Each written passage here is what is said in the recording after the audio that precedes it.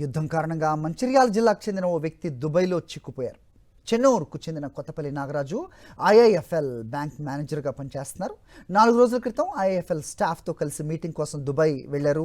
Iran దాడుల నేపథ్యంలో Dubai airport నుంచి విమానాలన్నీ రద్దు చేశారు. దీంతో నాగరాజు అక్కడే చిక్కుపోయారు. ఎయిర్పోర్ట్ క్లియరెన్స్ వచ్చే వరకు అక్కడే ఉండాల్సిన పరిస్థితి నెలకొంది. ఈ క్రమంలో తన కుటుంబ సభ్యులతో వీడియో కాల్ మాట్లాడిన నాగరాజు తాను క్షేమంగా ఉన్నానని తెలిపారు. తన భర్తను క్షేమంగా తెచ్చేందుకు ప్రభుత్వం కృషి చేయాలని నాగరాజు భార్య లలిత కోరారు. ఐఐఎఫ్ఎల్ ఫైనాన్స్ కంపెనీ నుండి దుబాయ్కి మీటింగ్ వెళ్ళారు. అక్కడ బ్లాంబాస్ట్ జరగడం వల్ల విమానాలు ఆపేశారట. అక్కడనే చిక్కుకున్నారు. చెన్నూరు మంత్రి వివేక్ గారు వాళ్ళని క్షేమంగా తీసుకురావడానికి ప్రయత్నం చేయాలని ఆశిస్తున్నాను. ఐఐఎఫ్ఎల్ ఫైనాన్స్ కంపెనీ నుండి దుబాయ్కి మీటింగ్ వెళ్ళారు.